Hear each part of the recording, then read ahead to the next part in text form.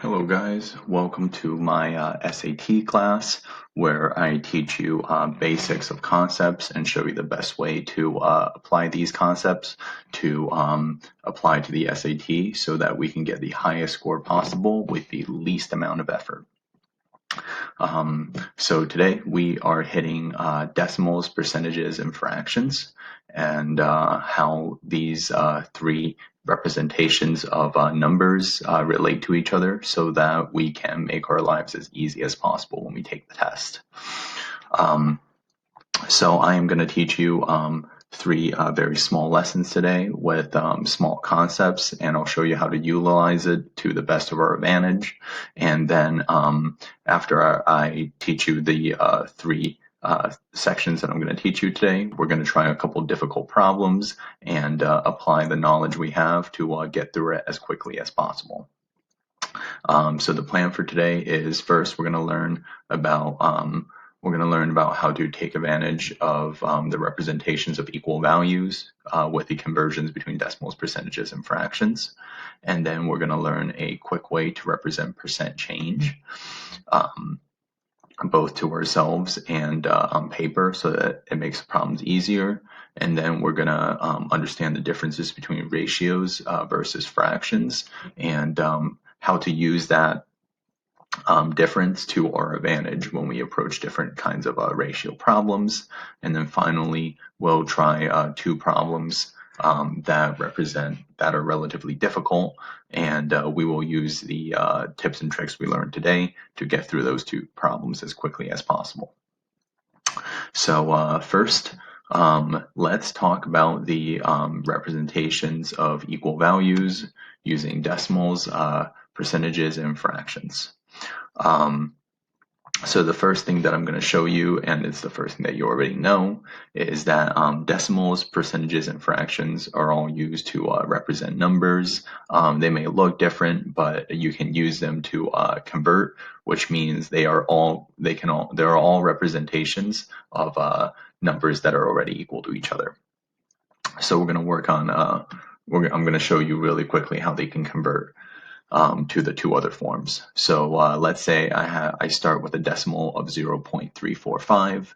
If I want to convert this into a percentage, I would literally just multiply by 100. And that will give me 34.5. And I have to remember to write it as a percentage. And that's literally it, converting from decimal to percentage. Now, if I want to get from percentage to decimal, it is the inverse of this operation here. So if from decimal to percentage, I have to multiply by 100. That means when I get from percentage to decimal, I would have to take my 34.5 and divide it by 100. And if I take 34.5 and I divide by 100, I will get 0.345, which is how you know that this formula here is good. And that's the easy part. And now I'm going to show you how we can convert from decimal to fractions.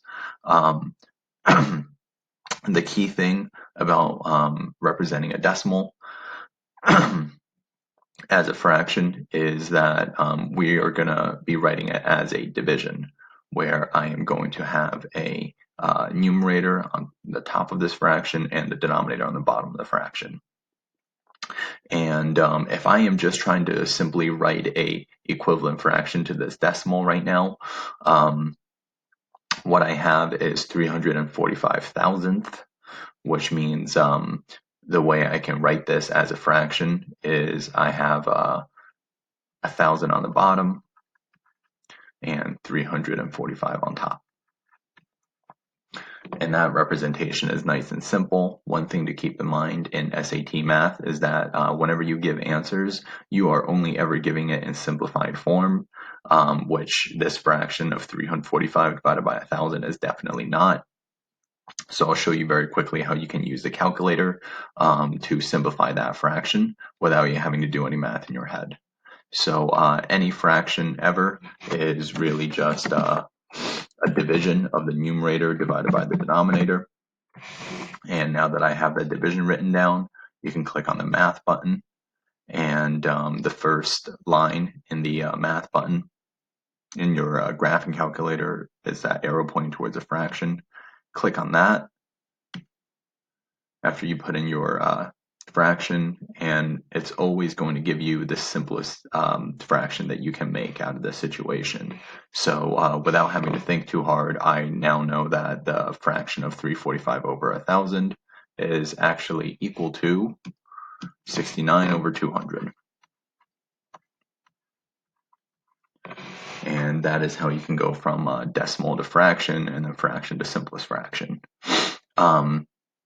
Now, I know with percentages, there are times when you work in probability, and we use percentage in our daily language, and percentage only ever seems to top out at 100%, because you can only, the most sure you can be of something is 100% sure.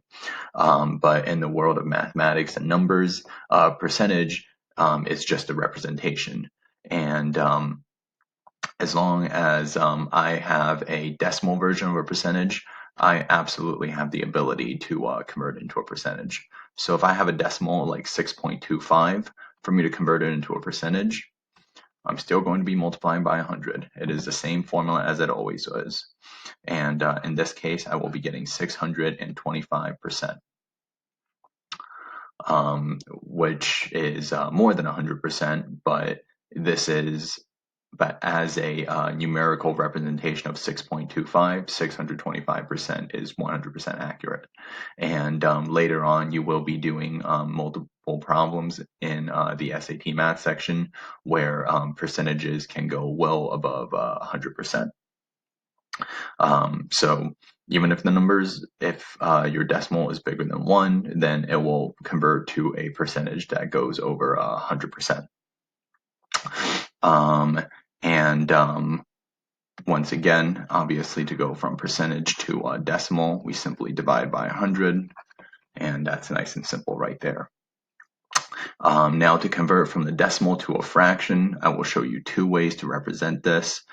First is the way you're used to seeing it in elementary school, and then I'm going to show you how the SAT wants to see it. So if I have 6.25, a good way to represent that is I have 6 wholes, and the 0.25 is what I would turn into a fraction. So the 6 whole would get to come out outside the fraction, and the 0.25 simplifies into 1/4. So then if I were to write 6.25 as a mixed number, 6 1/4 would be the mixed number for that. Now, another thing you should know for the SATs is that in general, you are going to have an easier time doing all your fractions not as a mixed number, but as an improper fraction, where you don't have 6 wholes. You don't have any wholes at all. You always take the whole and multiply it back into the fraction. So in this case, I have 6 wholes multiplied by 4 parts per whole. So then that's going to give me the 24 plus the 1 that's already there. So then in general, the way you want to represent fractions greater than 1 is you want to write it as a improper fraction. So even if your numerator is bigger than the denominator, that's fine.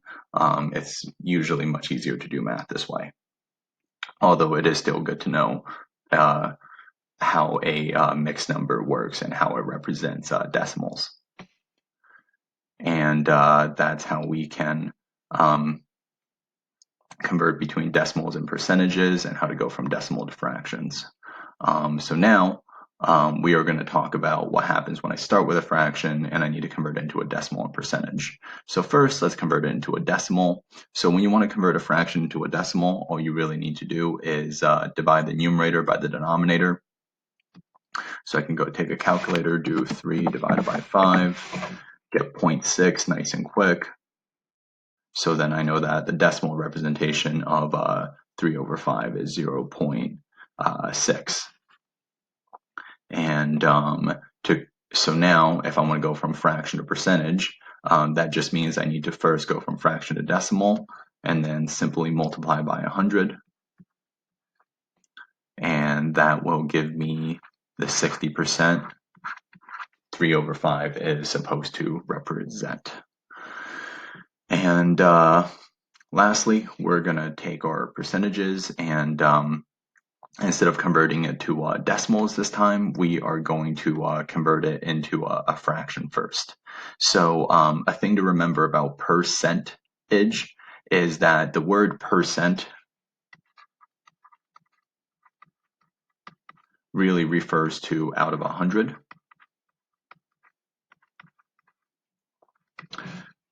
And I'm sure most of you know this already. So then a good way to think about how to convert 55%, anytime you have a percentage, it is represented as over 100%. So if I were to turn this into a fraction right now, I would be writing this as 55/100. And of course, I would have to simplify this, which will turn into 11/20. And now if I want a decimal version of that, I can either take my 55% and multiply by and divide by 100, or I can just take this 55/100 and divide it out, and that is going to give me 0.55. And once again, I know when you deal with percentages and fractions and decimals, you're used to working with numbers that are less than 1, but it's super important to remember that if you can represent a decimal as a number that's greater than 1, then you 100% have the ability to do it with a percentage, and you 100% have the ability to do it with a fraction. So all three are just different representations of the same exact number. If you understand the conversion rate between the three things, you're going to have an easier time going through different kinds of questions where they jump back and forth between the usage of decimals, fractions, and percentages. And before we move on and start trying a problem, the last thing I want to talk about is the way decimals, percentages, and fractions are used. When we do math,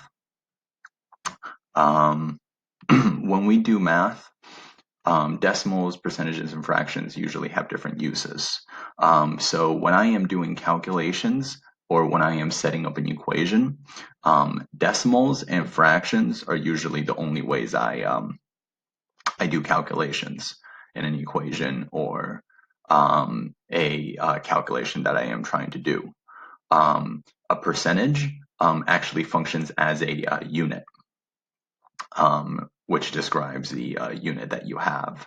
And if I were to use percentages to do a calculation, I would first convert it into a decimal or a fraction in order to do that.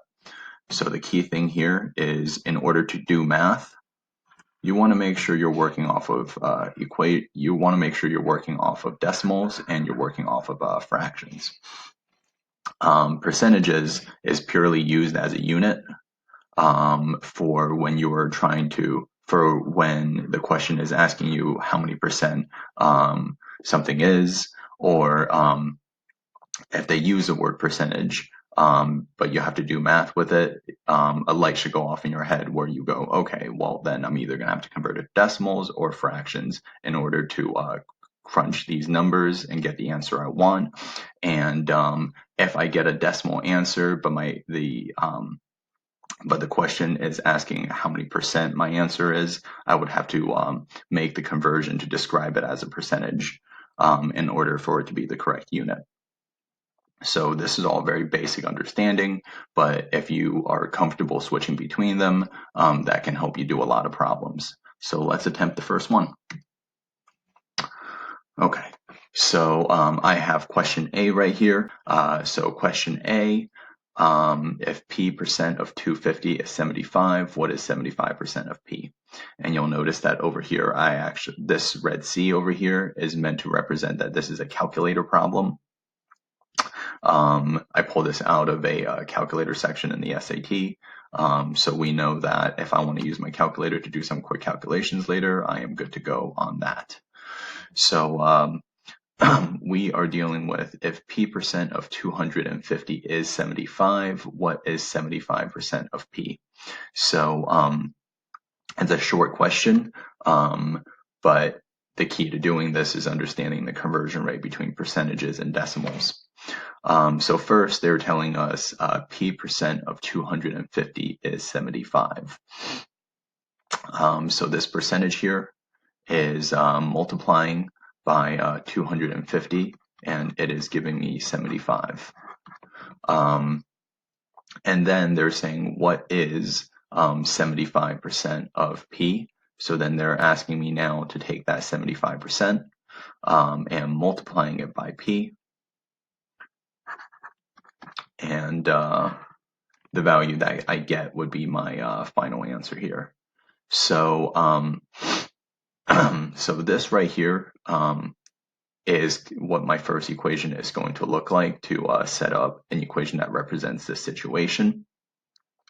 But what I want you to recognize, and to do this in your work in the future, is recognize that right now over here they are saying p%.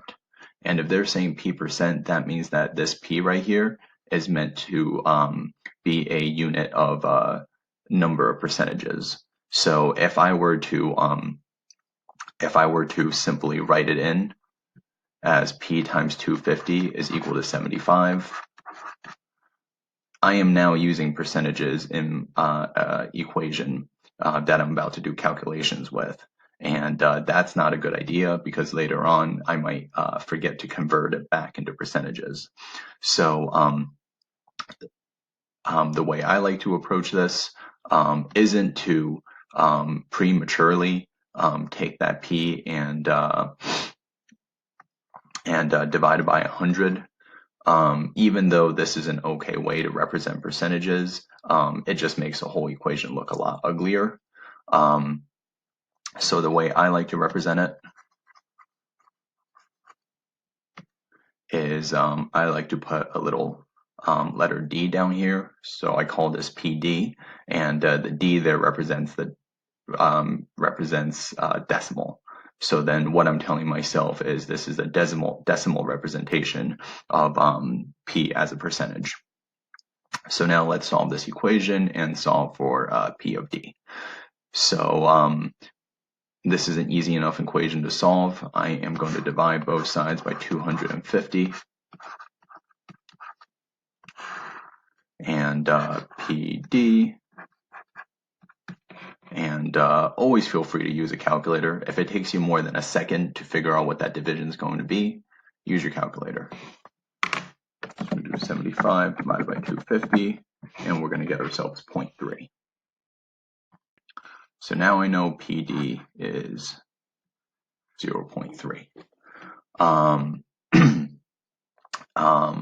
But now, with the next part where it says what is 75% of P, they're not asking for 75. They're asking for 75% of P as a percentage. And that's not the same thing as PD. This is a percentage expressed as a decimal, which is 0.3, but that's not what actually P is. In order for me to get P and turn this 0.3 into a percentage, I would have to multiply by 100 so that I know P is actually equal to 30. And now when we go to turn this sentence into a calculation that I can solve for,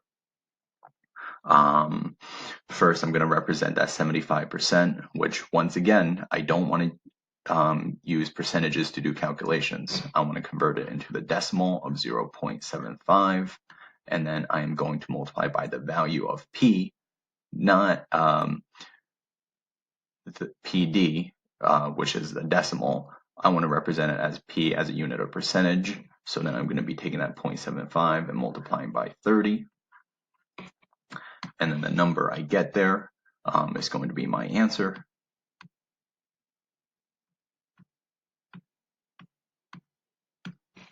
And boom, now we know the solution there is 22.5, which is how I know A is my answer in this problem. So knowing the different representations of the problem lets me get through it fairly quickly and understand what I'm doing every step of the way. And now let's move on to the next concept.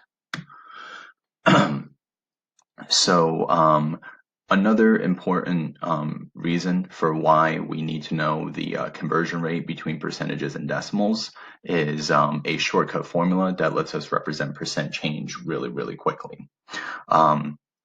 So when you learn the concept of percent change in high school, the way you would do it is you would do the new value minus the old value and then divided by the old value in order to, and then multiply by 100 in order to get that percent change. And while that is nice and it works 100% of the time, in the SATs, when you're dealing with percent change problems, especially when you have multiple percent changes, this formula is going to take a little too long and it's going to be hard to represent. So I'm going to show you a different formula that represents percent change really, really well. So the equation I want to show you is your old value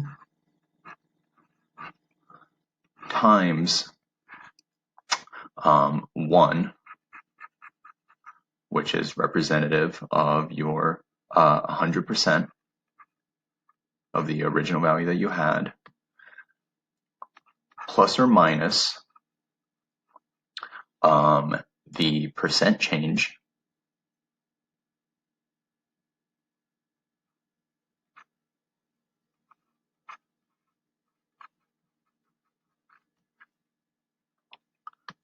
and right here I'm going to write PD because you're going to be adding and subtracting the percent change as a decimal, because once again we don't do math or calculations with percents as a unit. We turn it into decimals, and if we need to answer as a percentage, we turn it back into percentage after we find the decimal.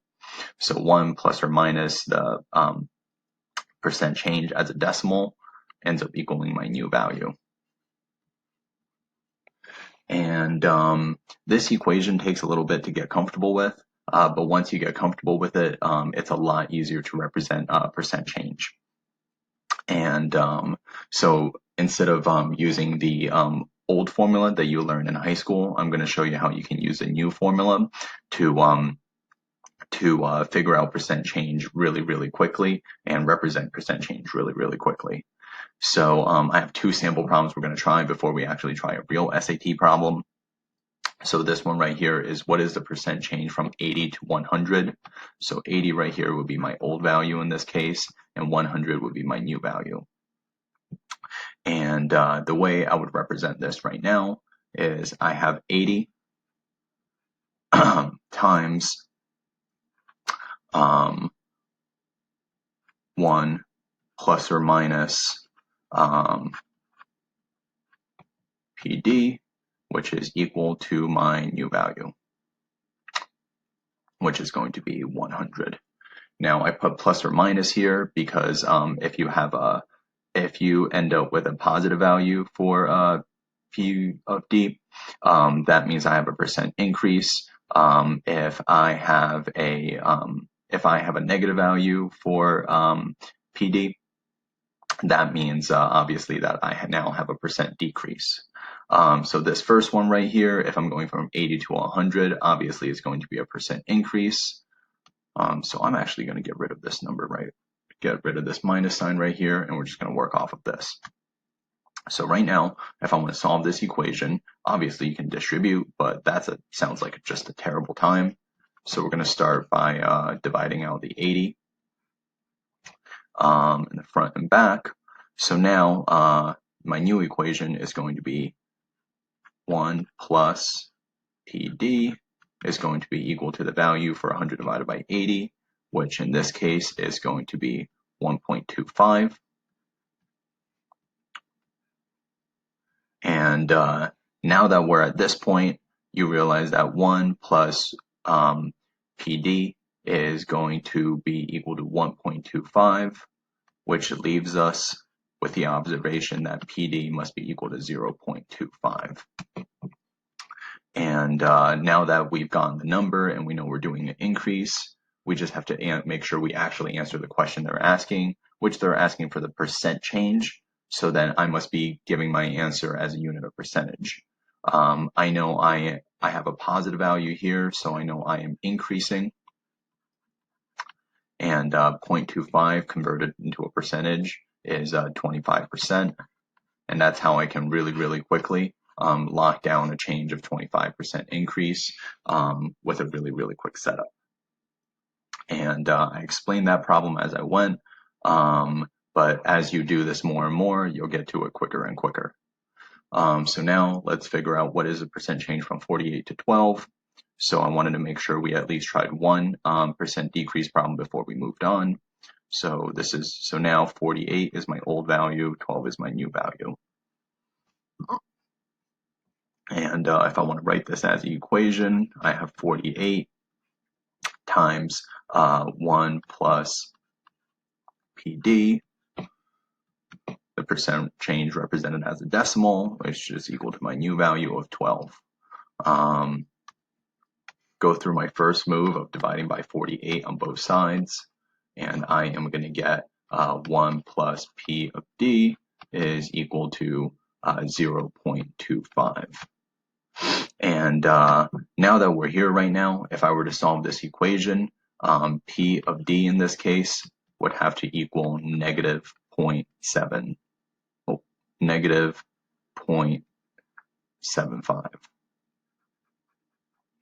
In order for me to fulfill this equation, that's what PD would have to be, negative 0.75. So now, once again, we're going to turn this answer into a statement that responds to the question of what is my percent change. The fact that I have a negative value for my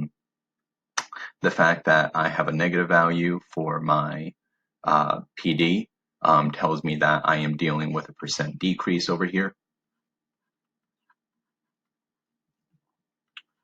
And the fact that I have a 0.75 means that there is a 75% decrease. And that is how I can really quickly recognize percent change using this formula. And that's how we work through this problem right here. So now that we just did two simple percent change problems, let's do a marginally more difficult one that puts our skill to use. So this question right here is, as you can tell, is a little bit more than just about percent change. It's also about a word problem. So we're going to read through it and try to break it down so that we can go through it as easily and as quickly as possible. So bar graph above shows a number of minutes spent per day on household tasks in Great Britain by tasks for several household tasks performed by males and females. And they're asking the amount of time spent by females on the care of children is approximately what percent greater than the amount of time spent by females on the care of clothes. So when you go through the SAT test, usually it helps to underline the things that are important to you, which in my case, I know that I am talking about females on the care of children and amount of time spent on females on the care of clothes.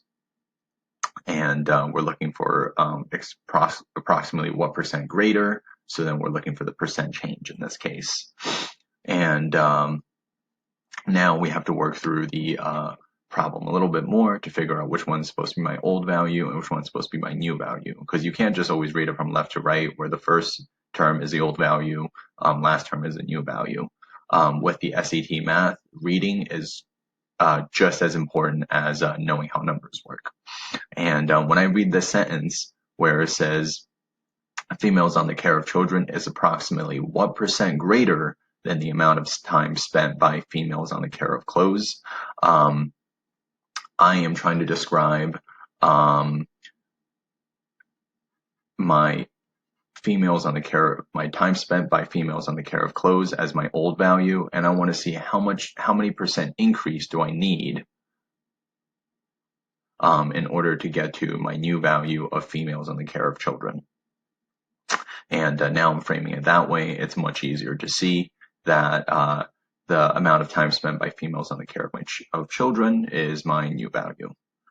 So then let me represent this equation right here, where I know it's going to be old times 1 plus or minus the percent change as a decimal equaling my new value.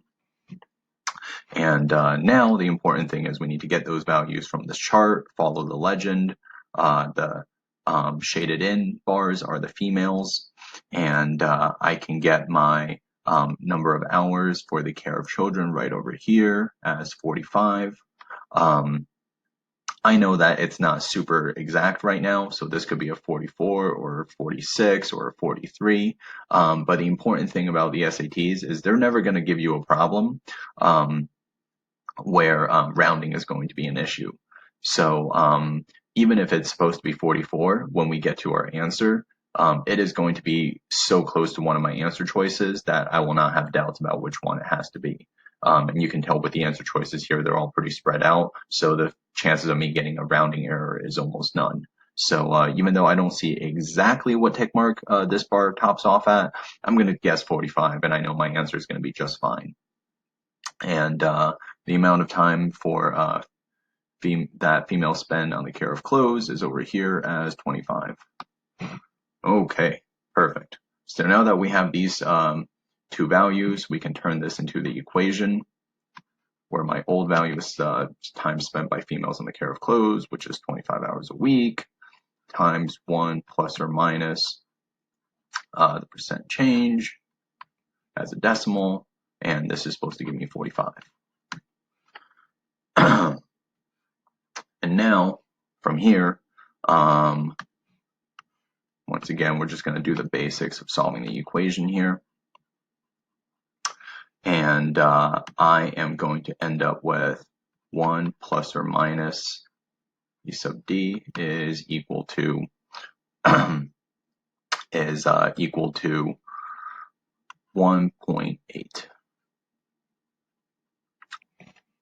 And now it's a lot easier to recognize, like, okay, well then that means my percent change in decimal form would have to be 0.8. And turn it back into a percentage, and that is going to give me 80%, which you'll notice that even though I rounded these values from the table, my answer is very, very far off from any of my other options. So I didn't have an issue with rounding, and you're going to be doing plenty of that as you go through these questions. And that's how we can use percent change effectively. Now let's work on the last concept I'm going to teach you today, which is the difference between the words fractions versus ratios. Now, from your understanding of fractions and ratios in school, probably the thing you remember the most is that fractions look like this, where it's a division where A is on top, B is on bottom, and ratios look like this, where A is on the left, and then you have a little colon, and then the other number is on the right. And what you probably learned is that you can write a fraction as a ratio, and you have the ability to write a ratio as a fraction. And that is very, very true. So then at the end of the day, aren't they basically the same thing? And I'm going to tell you that they are not. Okay? There is, even though fractions and ratios both basically always come out as a division of two numbers where you compare those two numbers, they serve very different purposes with their technical definitions, and the SAT is very big on using that definition.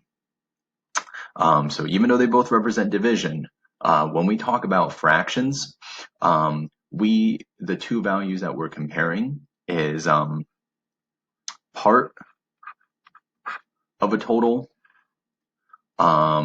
compared to the actual whole, which you can think of as the total. And that's how fractions work. Technically, by definition, a fraction is a comparison of two numbers where you're comparing from part to whole. So an example of a fraction would be if you have 8 slices of pizza, and you decided to eat 3 of them.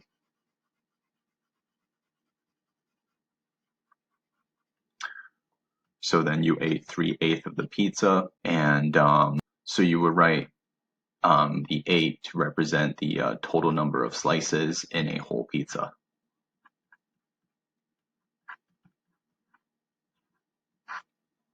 And that is how fractions are generally utilized. And ratios, not only does it look different, it's also meant to compare 2 different kinds of numbers. So whereas fractions are meant to represent comparison of part to whole, ratios are meant to represent things from part to part. So anytime you get a ratio,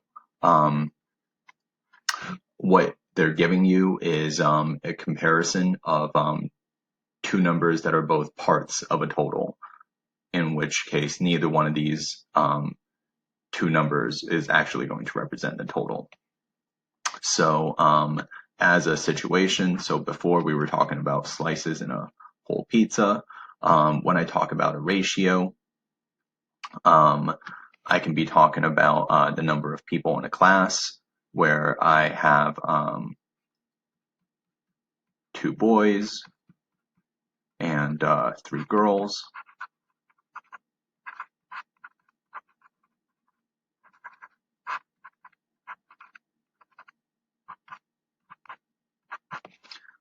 So then if I were to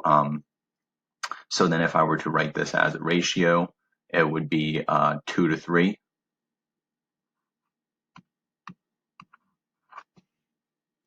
Where the 2 represents the number of boys, which is not the total of people in that class, and the 3 represents the number of girls, which is not the total number of people in that class. So that's what roughly the concept of ratio breaks down into. Now, the trick with whenever you get a ratio is the understanding that they're only ever giving you parts of the situation.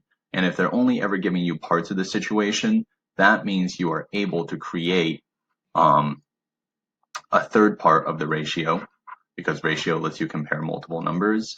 And more likely than not, if you're getting a ratio and they're giving you all the parts, you can use those parts to find the whole in that case. So in this situation right here, I have a ratio of 2 to 3 for the number of boys to the number of girls in my class. But if I wanted to use a number to represent the total number of people in my class, I would take the 2 and the 3 and recognize that that the number to represent the total number of people in my class would be the 5. And this, in this case, would be the whole. And anytime you have a ratio, more likely than not, you're able to produce a whole from the ratio they give you by adding up the parts of the ratio in order to create the part for the whole. And having that knowledge and using it every time lets us get through a lot of problems really easily. So let's try one. Okay, on Thursday, 240 adults and children attended a show. The ratio of adults to children was 5 to 1. How many children attended the show? So in this case, it might feel like you have a lot of information that's disjointed. And on top of that, this is a no-calc question. So we are not going to be able to use a calculator as we go through this. But as I show you the technique for this, you'll realize that we really don't need a calculator.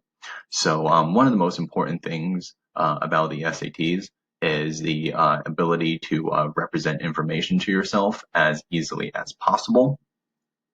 So the first thing I'm going to do is rewrite the information they gave me in a way that doesn't make my eyes hurt. So they said the ratio of adults to children was 5 to 1.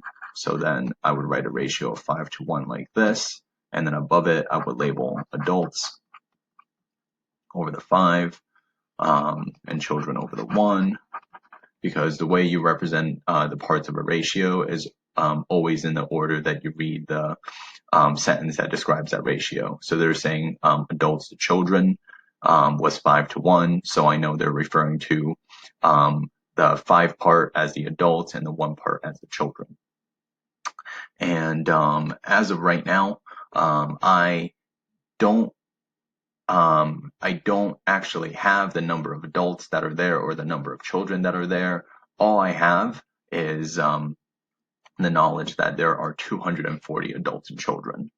And I have 2 situations happening simultaneously here. The information I have on top right now is the ratio of the situation, which actually does not tell me the number of people that are the number of adults or children that are in this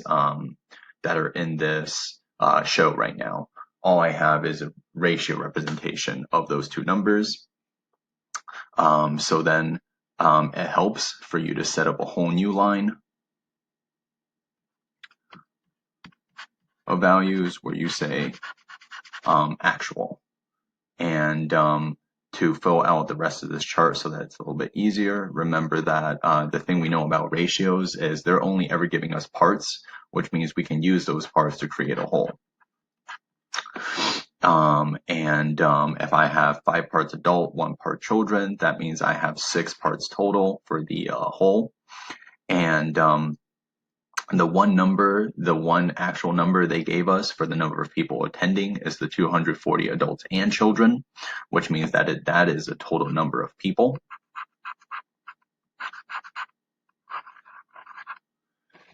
And now from here, we're going to have a much easier time figuring out how to use this ratio in order to get the value I'm looking for, which is the total number of children.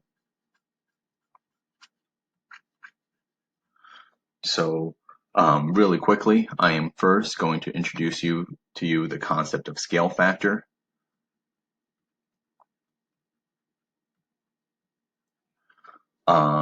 So this ratio and the actual values of the number of people attending are actually going to be proportional. Therefore, if I can find the scale factor that I would need to multiply a number in my ratio by to get to the actual value, then I know that that is going to be the same scale factor that gets used for the 2 other values. So the only full pair of information I have right now is I know there are 6 parts for the whole, and there are 240 people altogether. So then relatively quickly I can recognize that the scale factor here is 40. And if the scale factor for the whole for the ratio and the whole for the actual is 40, that means the scale factor for the ratio to actual of children is also 40, and for adults is also 40. So now, really quickly, I can tell that there are supposed to be 200 adults and there are supposed to be 40 children. And you can double check your work by saying, okay, 200 plus 40 gives me the 240, and that's how I know my answer is legit, and I know there are 40 children in this show. And what I just showed you is the chart method. When you have a chart, you can fill in the steps one by one, and the more you fill in, the more information you get, and you use this information to get the final answer that you want. I am going to show you also a slightly different technique right now, where we're going to set up a proportion.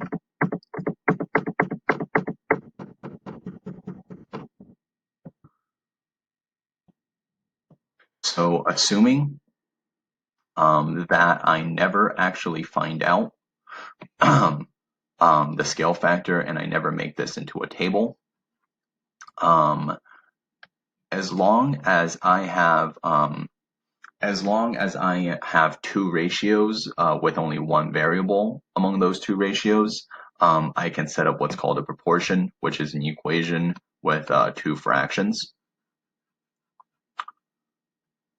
And by making sure that they correspond, the pair ratios correspond accurately, we have the ability to solve that proportion and get to the value of x that way. So even though they gave us 5 in our original ratio, I don't actually need to use this information to see that I have two pairs of ratios that I can set up a proportion with, where in this case I did children over whole. And this one and this fraction here is the ratio that they gave me, and this fraction over here is the the ratio for the actual number of people that attended. And if you cross multiply this thing, you'll get 6x equals 240, and then x equals 40 super quickly. And that's how we get to the same answer of A being my solution here. And in this case right now, I showed you both of those methods, but I'm going to tell you that I wouldn't necessarily say one method is better than the other. They each have their own uses depending on the situation, so it's good to have both of those skills locked down. But the key here is understanding that anytime you have a ratio, you can always make a whole happen, and having that ability is a major advantage for any problem you get with a ratio. Okay, so now that I've taught you the three quick topics I wanted to go over today, and showed you a little bit of how to utilize them in different kinds of problems, we're going to try two tougher problems, and we're going to use the same skills that we had before to try to crank through the problems as quickly as possible. So now let's do question D, where we are allowed to use a calculator for this one. Nice. Okay, so it says a rectangle was altered by increasing its length by 10% and decreasing its width by p%. If these alterations decrease the area of the rectangle by 12%, what is the value of p? Okay, so this is like a small paragraph. It's a real mouthful to read. And you can start by highlighting information that you think is important. I know you guys don't get a highlighter for the exam, but I do, so I'm going to take advantage of it for now. So we know that we're talking about a rectangle, and we are increasing the length by 10%, decreasing the width by p%, and we're decreasing the area of the rectangle by 12% when we make these alterations. And if making these alterations give me a decrease of 12% in area, what is the value of p? What is the value of p? And it is worth noting that when they ask for the value of p, they're asking us to give them that unit as a percentage.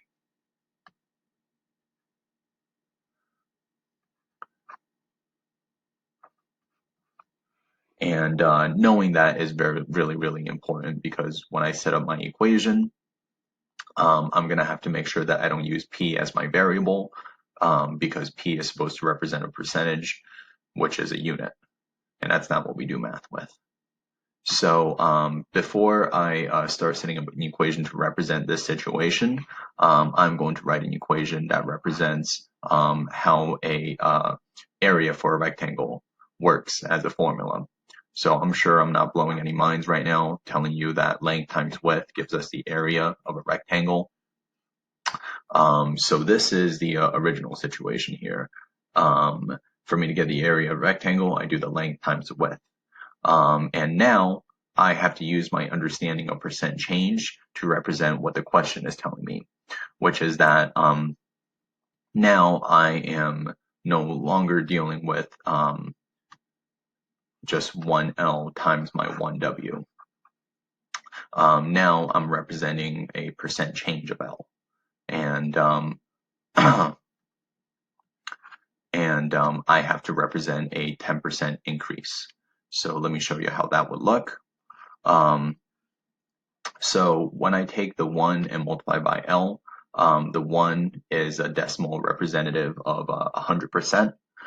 So when I just have 1L, I'm saying I have 100% of my L there. But now I have to represent that percent increase of 10%. And obviously, I'm not going to put plus 10 here because then that'd be 11 times L, which is 1100%, which is not even remotely what I want to deal with. I have to take that 10% and convert it into a decimal, which is going to be 0.1. And that is going to represent the 10% percent change. And now we are multiplying it by the width after we go through some percent change. So this time I have decreasing its width by p%. So then I have my original 100% of my width, and this time I am subtracting it by pd. So once again, I'm writing PD to represent that I'm trying to find a percentage based on the decimal. So I'm going to get the decimal first, and then I have to remember to convert it into a percentage later on. That is going to give me my area, except even my area now is no longer what it used to be. Whereas before I started with my 100% of my area, now it faces a decrease of 12%, which means it is decreasing by 0.12. And this right here lets me really, really accurately represent this situation. And it's a much, much easier and more enjoyable way to represent the percent change. And now that I have all this written out, I can do some simplifying and hopefully run through the rest of the problem relatively quickly. So now what I essentially have is 1.1 L times 1 minus PD times W is equal to 0.88 A.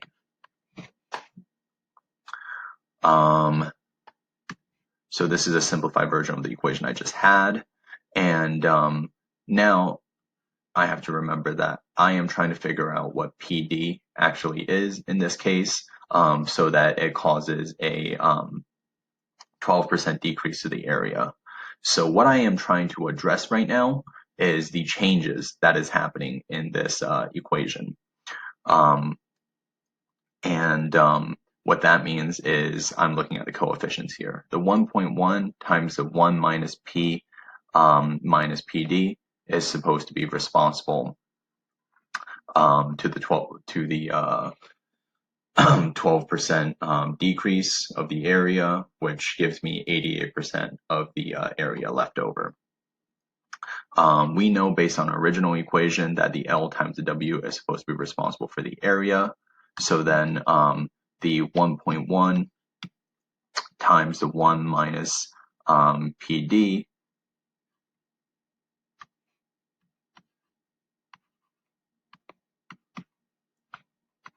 is what is supposed to be responsible for the 88% of the area. And now that we have them isolated, it is easy to tell that this part is supposed to correspond to this part. So then from here, I can literally set up a new equation where I say, okay, the 1.1 times the 1 minus PD is equal to 0.88.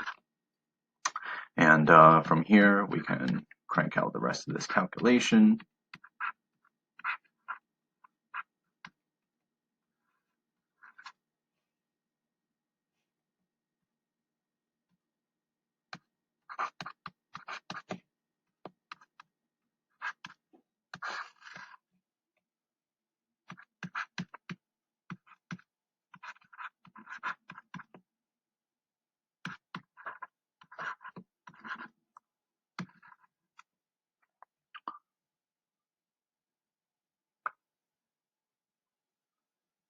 now if I divide both sides by negative 1.1,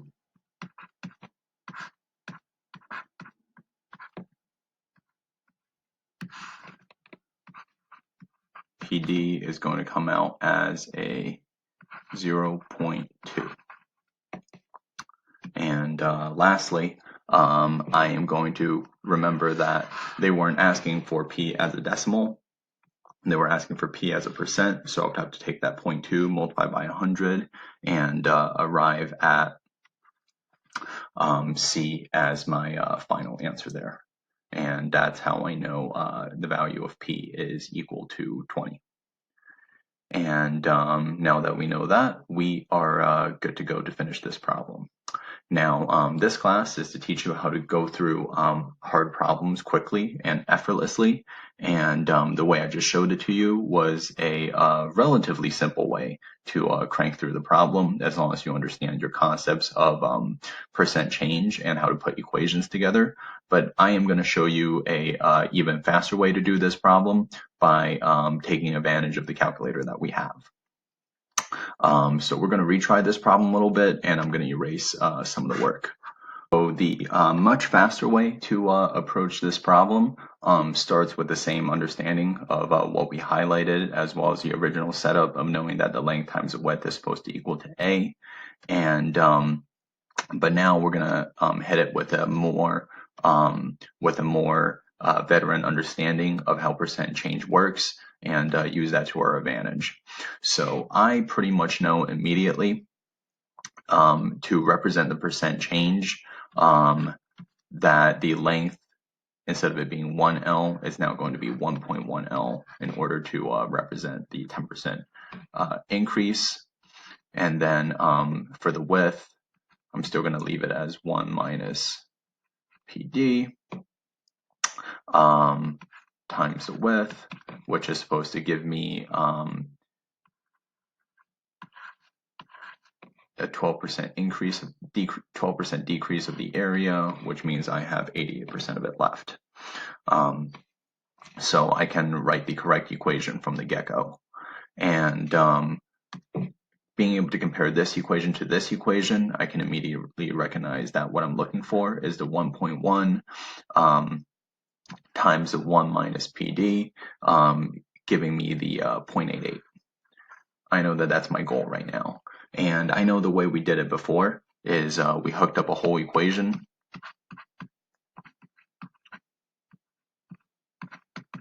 and step by step solved it. But we are actually going to take a different approach right now. The thing to remember about open-ended is that when we do equations, we usually have to do a lot of operations to find out exactly what my variable is. And that's usually what happens with open-ended equations. But the thing to remember about the SATs is that when you have a multiple choice problem, your answer is already given to you. It is going to be one of these 4 answers. You just don't know which one yet.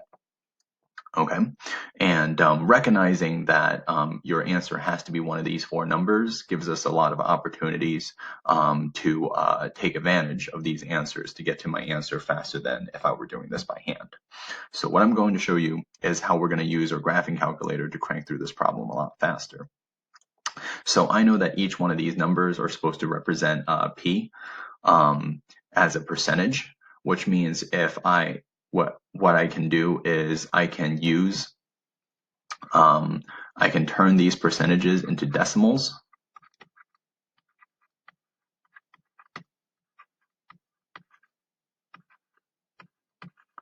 And plug them in to the equation of 1.1 times 1 minus PD is equal to 0.88. And instead of simply solving this equation, I'm going to pick one of these numbers randomly and plug it into the calculator and see if it works for me. So I am going to start with the middle value of that 15%. Let's try this one.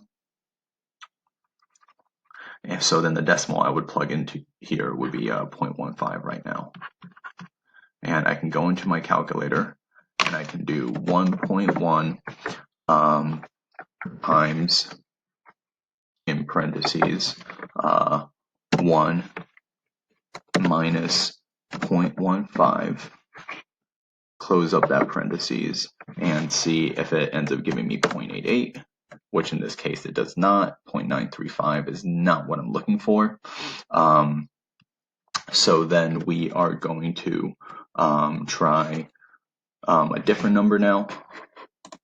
Let's try the 0.2.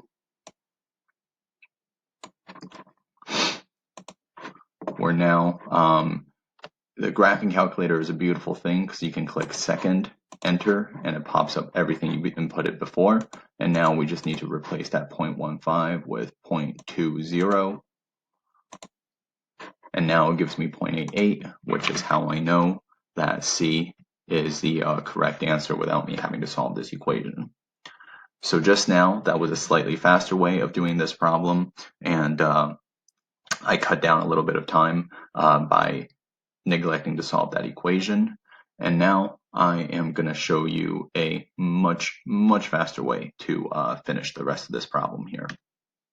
Okay, so the way we had started this problem was treating this whole problem like algebra, where we did length times width equals area, and then we had to throw a PD in there later. So altogether we had 4 variables to deal with. Now, something to know is that whenever you're doing an SAT problem and they're giving you a situation where you can hook up an equation, and you're using that equation to find a missing variable, that means that variable works for any set of numbers for L, W, and A. As in, as long as you pick numbers for these 3 variables so that it makes sense to begin with, you can create a whole new equation with all numbers except for the variable that you're looking for.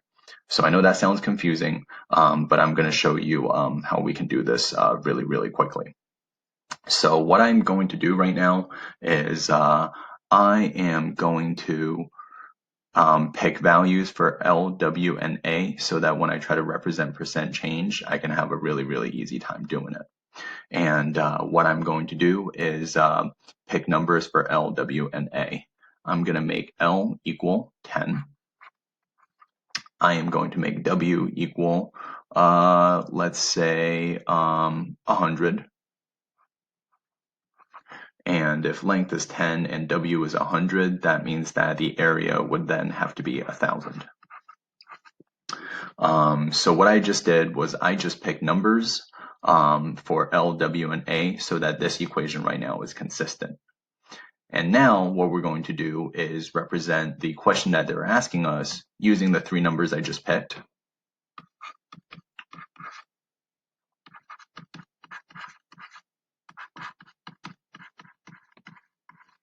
And only leave PD as my 1 variable to solve for. So let's show that 10% increase, which is going to be 1.1 times 10 multiplied by 1 minus P times 100, which is supposed to give me 0.88 of 1,000. And now when I simplify this, 1.1 times 10 is 11 times 1 minus P times 100 is equal to 880.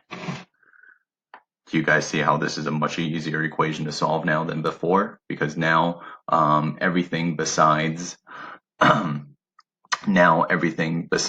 P, well, PD, got to throw the D in there so I know it's a decimal. Everything besides the PD is a number. And we are much more well versed in dealing with single variable equations than multivariable equations. So the rest of this is going to be a lot easier to crank through. So I am going to have 11 times 100, so let's do 1100. Or you can simply just divide both sides of the equation by 11 and 100 if you don't feel like combining those, multiplying those numbers together first. So then I can go into the calculator and do 880 divided by 11 divided by 100. That small I'll get is 0.8. So 1 minus p sub d is equal to 0.8.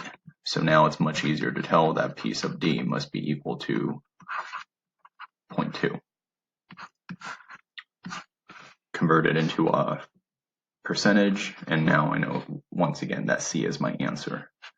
So this is the technique that I probably prefer the most when I go through a SAT word problem where they make me make an equation with multivariables.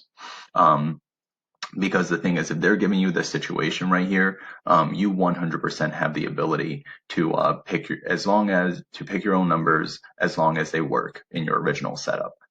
I picked 10, 100, and 1,000 because I knew I was going to have to represent percent change, and having these numbers makes it easier to do calculations quickly in my head. If I wanted to, I also could have picked 2, 5, and 10.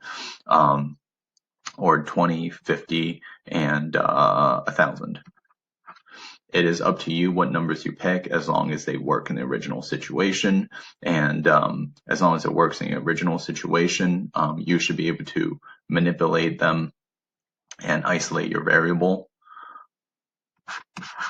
so that it's whole lot easier to get to your answer quicker. And that's easy. That's the easiest and fastest way to do this problem right here. And now we're going to try our last problem of the day. The ratio of D to C is 3 to 1. If the sum of D and C is S, what is the value for D in terms of S? So once again, it's a slightly poorly worded problem. And they do that on purpose. They do that so that we have to try our best to decipher it and make sense of the situation. So they're giving us two ratios to deal with right now: D to C, and then 3 to 1, respectively. So the D matches to the 3, C matches to the 1, and what they're telling us now is that the sum of D and C is S, and and it's very funny that they say sum, because sum really just means the total, which really for our ratios that compares parts to parts, what they're giving us right now is the whole. And the whole in this case would be S.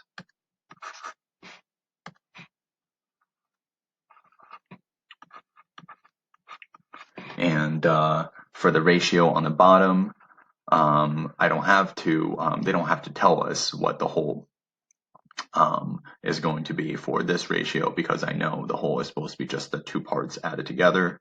So then my whole here is going to be 4. And now they're asking us to find D in terms of S. And anytime you need to find one variable in terms of another variable, what you want to do is set up an equation where set up an equation that you know is true with both variables, and then work your way into isolating one of those variables. So then what I'm going to do right now is get myself some material so that I can write an equation that involves only D and S. And I'm going to show you how we're going to do that. So right now I have two ratios, and each ratio has 3 pieces. But that doesn't really give me a proportion. What gives me a proportion is 2 fractions that equal each other. So I'm really only looking for 2 ratios with 2 numbers in each ratio. And my goal is to get the D and the S in as one of my ratios, and then another ratio that is directly proportional to D to S. So then what I can do right now is I can get rid of the C and the 1 completely, so that the ratio I have on top is D to S, and the ratio I have on bottom is 3 to 4. And now that I've got this ratio, I can cross multiply. And they want us to find the value for D, which means D is the thing that needs to be isolated. So then D is equal to 3 over 4s. And that's how we know that the answer is B really, really quickly. And that is the very, very technical approach to get through this problem. However, if you think that there might be a shortcut to doing this without doing the proportion, you would be correct. A whole nother way to approach this problem is based on the concept that we, for this situation where D to C is 3 to 1, that means it is consistent for all values. That means the relationship between D and S is consistent for all ratios that I use to represent this situation. So even though I don't know that D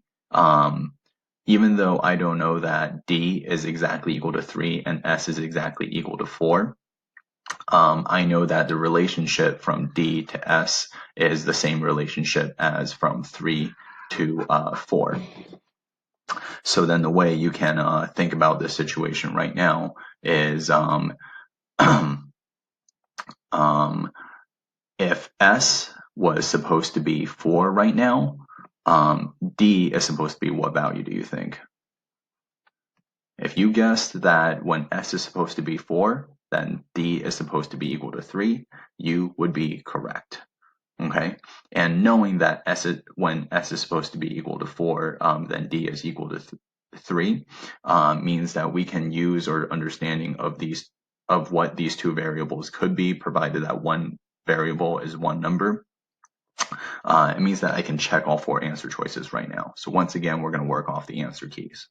So what we are trying to find is the value for D based on the value of S. So we're going to say S is equal to 4 right now. And if I say S is equal to 4, it's going to give me different values for D every time. So every one of these is supposed to be simplifying to what D is. So in this case, S minus 4 gives me 0, which is not what D is supposed to equal to. So then that's out. And then if I do 4 minus 3, that gives me 1. Once again, that doesn't give me the value of D equals 3. So you see how now I am taking out all these bad answers, but with the least amount of effort possible. I only written 2 things, and all I'm doing right now is playing matchup and doing basic addition and subtraction in my head. So 4/3 of 4 is definitely not 3. So then lastly, when I do 3/4 times 4, it gives me 3, and that's how I know B is going to be my answer. And that is a much faster way to approach this problem than the purely theoretical way, which is the way to go.